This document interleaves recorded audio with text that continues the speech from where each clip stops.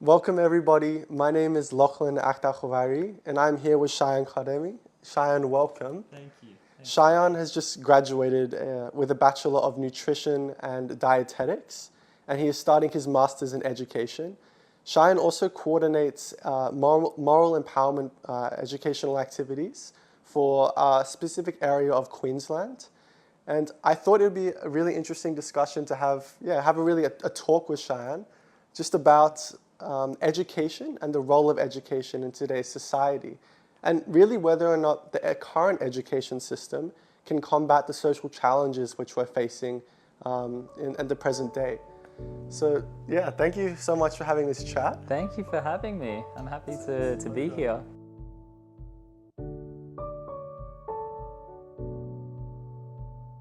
So I thought that we might start with really just talking about the role of education and what's its importance in today's society. Maybe you can just share a little bit about that. Yeah, sure. I think that's a really good question, honestly. And it's a question that I guess throughout our lifetime, we continually reflect about as we go through different stages of education, you know? And I guess it starts with actually thinking about what role does education play in my identity as an individual and even the collective identity? In that context, like as individuals, we know that our purpose in life is to grow individually, but by doing that, also contribute to the environment that we live in. So the collective life of the community or society. And I guess that's the function and role of our individual education, you know, to progress those two aspects of our lives that are really intertwined. You can't have one without the other. So I think that's a really good place to start with. So then, yeah, in that context, our high schooling, primary schooling, our tertiary education, whether we go to university or TAFE or enter the workforce and learn through that area, all of that is to allow ourselves to individually grow and I guess contribute in more and more complex ways, or even using our talents and capabilities to contribute to society, to the development of society in different ways. Yeah. Yeah, that's beautiful. It's such you really can see the importance of it. I mean, even just going through the educational systems myself, I was really I saw the direct impact specifically of having my material education, so my schooling, and then also my spiritual education. So I had the bounty really of going through the children's class program, the spiritual education for children, and then also through the Junior Youth Spiritual Empowerment Program, then the main sequence of the Ruhi Institute. And I think that combined with my material education, my schooling, it was this really beautiful mix. And I was able to contribute to society in a way which I don't think I would have been able to without really bringing them together. So drawing off that, I think it's an interesting discussion to talk about the role of our spiritual civilization and our material civilization. So how does spiritual education and material education come hand in hand, working as almost like the two wings of a bird? Yeah, that's a really good point. Yeah, I guess when we think about the development of a society or a community or civilization as a whole, it's hard to kind of think about the spiritual implications of that because, you know, we're brought up in a society or even the civilization that is very focused on measuring advancement through material methods, right? Through how much money a country has, for example, or how much technology it has or it's advancing in, or you know how many buildings or structures it has, those sorts of things. But then I guess it takes another on another level, it takes a bit more to think about the spiritual aspect of it, because even the idea of spirituality, it in itself needs to be redefined. Many people don't know what how to define spirituality. You know, I guess a good place to start off with is seeing that within each individual we have different spiritual qualities, the capacity to love, the capacity to be patient, to be generous. All of these different virtues are part of our spiritual nature, and they apply to society as well, right? Yeah. So in that way, you can kind of see that with technological advancements, it's like it's fundamental to be able to like think about the spiritual prerequisites to be able to use technology, because obviously like we can have technological advancements, but then they can be used to actually cause more harm to society than good. So for example, like we have like technology that has been used to create weapons of mass destruction, for example. Like that's a very like big example. But then on like a day-to-day level, we can even look at the technological advancements in the media, for example. So like we're daily exposed to messages that are given to us by the media, like through advertisements or certain, messages wherever it comes from, but that have like certain, I guess, fundamental ideas that it's trying to get across to us. And we're not impervious to those ideas. So maybe like some of those messages can be saying that our purpose in life isn't to necessarily advance in our different capabilities to contribute to the advancement of society, but maybe the messages are telling us that our purpose in life is to advance as much as possible materially, to accumulate as much wealth as we can. Or maybe those messages are to tell us that our value in society is actually based on the standard of beauty that is given to us. Like there's certain messages that can come out of like technology that might not actually be contributing to the advancement of civilization in a constructive way. It's a fascinating idea, and I think it's one which like kind of looks at the idea that there has to be a framework through which you are kind of like taking in the information and then applying it practically. Because I mean, I'm currently studying journalism, and one of the things which we were learning about within our degree even was really like the power of our words. And when we share these things and people are reading them and then looking at them as the truth without really critically analyzing the information and looking at it through their like spiritual eye of perception, then it becomes a problem where we're just blindly following things. And so I think that's really where like the spiritual education comes in. It's like if we can apply certain frameworks into our daily lives to really to listen to this information and then apply it in a way which is contributing to our higher purpose on this earth. I think that's where it kind of plays its role. I don't know, it's a bit of a tricky one to understand. I'm still trying to like get grasp it. But. Well, like even to the level of like thinking about human nature and like the reality of human nature is like so important. So like, for example, for Baha'is, like we know that education is meant to bring all of the gems out from within an individual and allow them to contribute to the development of society. So for example, like Baha'u'llah, the founder of the Baha'i faith, quotes, regard man as a mine rich in gems of inestimable value, which education can alone cause it to reveal its treasures and enable mankind to benefit therefrom, right? So I guess in that context, like the nature of a human being is innately noble and innately has all of these beautiful qualities, these gems like within themselves that, the teacher's role is to draw them out. So then, when we reflect on like the principles that are applied in like the modern educational system, we can see that maybe the idea of like the individual is slightly different. That's a really good point. Yeah, maybe like in terms of like imparting knowledge and learning, it's limited to like, I guess, depositing a lot of information within all of the students. And that's the way that we see understanding advance for each individual. But then in reality, if we think about how understanding isn't just imparting knowledge and accumulating a bunch of information, it's actually like understanding deeply like concepts and how we can apply them to our lives and the life of our community, for example.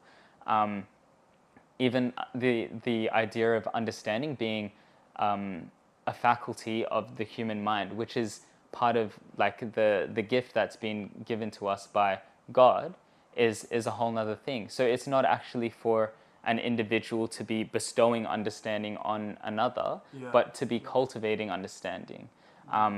So then, I guess it gives a different kind of lens. Like we're not just imparting information, but we're helping individuals think deeply about concepts and apply it within their lives and the life of their community.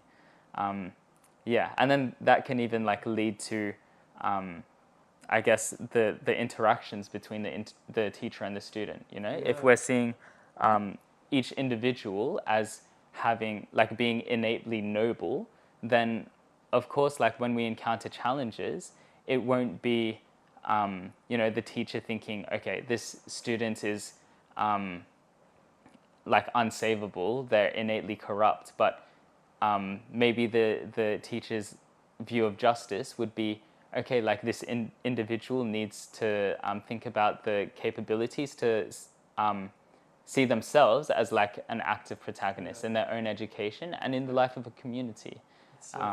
Like those certain things. So, for example, like there was a teacher or an animator of a junior youth group, and one of the participants was disrupting the class quite a lot, and it was really difficult for a lot of the other junior youth because they really wanted to learn. So then, like some of the parents would share, maybe we should separate them from the group, or they need to leave the group. But then the animator, seeing the value innate within like that individual, like them being innately noble, actually saw that this individual like needs spiritual education. We can't actually like deny them of it because that's unjust. It's not actually showing like justice in this situation. So then, the animator decided to think about other measures to be able to, have them part of the program in a way that didn't disrupt the class or build their capacity to overcome like some of the challenges that they were having. So like that was just an example that comes to mind. It's so nice. I mean, even like for myself, I think I've actually like animating one of these junior youth groups. At times you really do feel that like sometimes it becomes so challenging with certain participants that it really is hard to not want to just like have a word with them and say, hey, like if you do this again, you're out of the group. But I think what you said is so true, and I tried really reflecting upon that about my own group, like looking at every individual soul in this group as someone who is noble and a creation of God. And I think when you look at these souls through this lens, the love you feel for them is just, it's so different. Like imagine a system where at school, the teacher is looking at every individual, not just as a participant in their class, but as a mind rich in gems and a soul which is noble. And it actually completely changes the way in which they interact with their students. It doesn't become one which a teacher is speaking with them from the perspective of like, from the position of authority speaking with them. It's actually someone who has the bounty of guiding their education and to collaborate with them and to consult and to really like work with them to develop the qualities necessary for the betterment of our civilization. And it just completely changes the way in which teachers interact with students, and then the students go on to interact with people from outside the school and their own families. I think like it really, I mean, in my own life, like I had some really influential teachers, both inside of school and then some teachers outside of school who really guided my thinking in a way which I'm like eternally grateful for. And I think the ones which the teachers at school, I'm sure you had the same experience and like people listening probably had one as well, but like the teachers which you're most influenced by are the ones who connect with you on a personal level. Like they ask you how cricket was on the weekend or asking about your religion. Like I had this one religious teacher, I think her name was Mrs. Jones, maybe she's watching this, who would speak about me regularly about the Baha'i faith and the Holy Lands in Israel as she was a Christian, and obviously Christians have the Holy Land there as well. And so it was this beautiful relationship we would have, and through like the bonding of our religions. And I actually wanted to learn in her classroom. So I don't know. Maybe just building off of your previous point, I think even if you look at the relationship between I guess the facilitators and the participants in the context of like the program for the spiritual education of children, or the Jin Youth spiritual empowerment program, or the main sequence of courses, which are all like the educational programs offered by the Training Institute, the relationships between like the facilitator and the participant are like very much coherent with like those strong bonds of friendship. And like, for example, even the idea of the facilitator of a Jin Youth program being an animator, which to animate something is to bring something to life, right?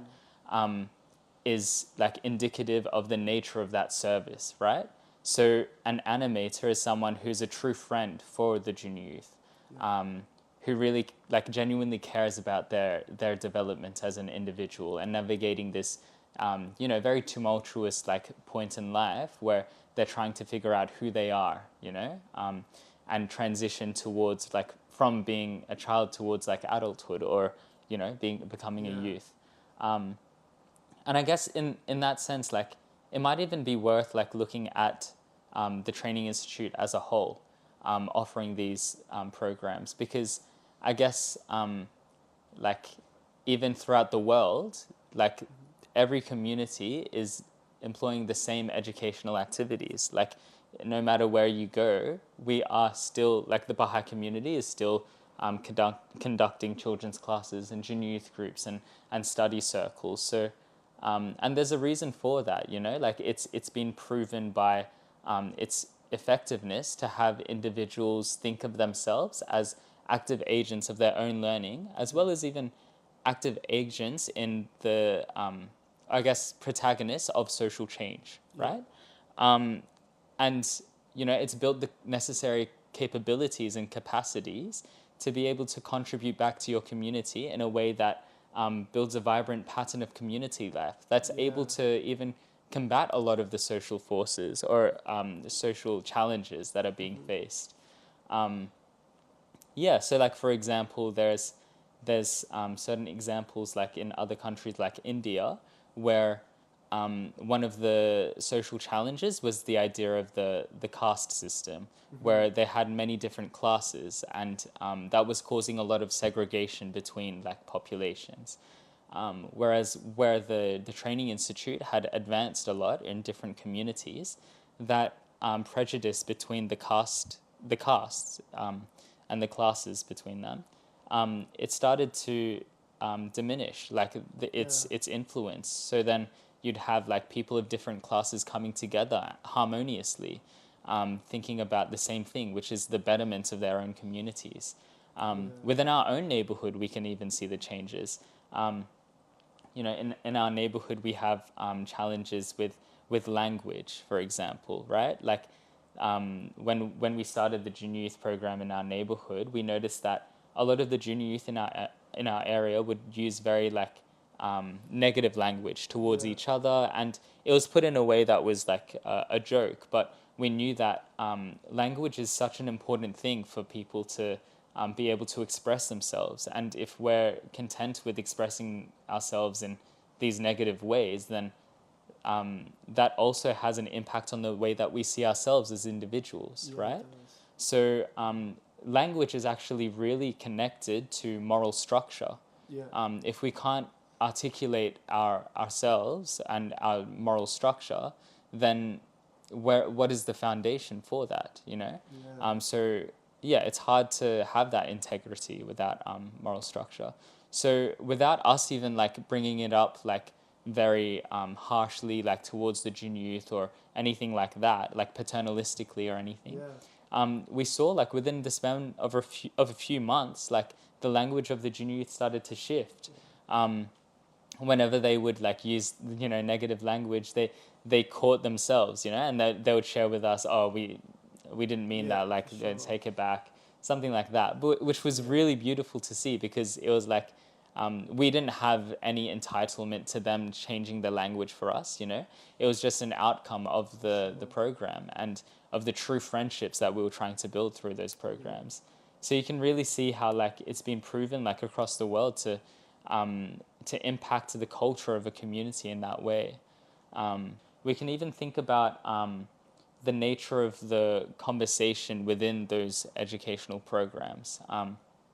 So, for example, with the main sequence of courses, which is directed at adults from 15 and over, one of the principles that guide the educational approach is consultation. Yeah. So the idea of consultation is that we have to be able to show love, detachment, generosity when sharing our different opinions, to be able to explore reality to its fullest. And I think it's a very interesting idea, because we're constantly shared the idea that to be able to find the truth in society, that we need to engage in arguments, right? Yeah. And whoever has the best argument finds the truth. Yeah. But then Abdu'l-Baha, which is the son of the founder of the Baha'i faith, and the exemplar of the writings, he shares with us that actually by disputing with each other and arguing between each other, it hides the full truth. Yeah. Which is a really interesting idea. Yeah, definitely. And I guess like one of the things that really helped me think about the nature of a consultation is I'll just give like an activity, for example. Yeah. Like I've been in. Wait, are we setting the scene? Yeah. Okay. Set the so scene. I was a participant in this scene. So we're in a circle with tables and everything, and then our facilitator had put a few objects in the center of our table and told everyone to draw these objects. So we were all like, you know, we spent a few minutes drawing these objects, and then after we were all finished, the facilitator was like, okay, everyone look at each other's papers. So we held up our papers, we all looked at the objects in the middle and, you know, drew it from our perspectives, and we saw each of our drawings looked different, right? Like in some circumstances, like the individual across the room would have drawn a different object, which I wouldn't be able to see from this perspective. And I guess that gave us a really, like a bit deeper, like, I guess, appreciation of consultation, because that's what's happened in a consultation. We all offer our opinions to the group, and in that way, we can all see where each of us are coming from. Yeah. And maybe some individuals have a different perspective, but that doesn't necessarily mean that they're right or wrong, but it means that they're actually giving insights into a part of the truth that maybe we haven't been able to see. So then it's our responsibility to find the point of unity between those two opinions, because that's where the truth actually lies. Yeah. It's in the collision of differing ideas. Yeah. So that actually, like that whole idea of coming to a collective truth is actually, it's really, really important, because if we start to apply that pedagogical principle of consultation from the training institute into even our workspaces, like think about the sciences and philosophy, like imagine the collaboration of different countries coming together to figure out the cures to diseases through actually like understanding the truth through a collective consultation aimed at that, with the same purpose in mind, having unity of thought. It would, I think the advancement of our material civilization would be far more advanced than it currently is. Like when you look at the collaboration between even different religious groups within different countries, like one of the reasons why war happens is because there is a lack of capacity, of ability in that current moment to consult with different countries in a way which we're trying to come to a collective truth. But what you said earlier about what Abdu'l-Baha said about when we come together with two different, like when we're trying to argue, we are actually we're unable to find the truth, and we cause contention. Which it really is, it's fascinating to me to just think about how far more advanced material civilization would be and spiritual civilization with this ability to consult. If we were implementing that within our educational systems, a field of science, it's interesting to think about.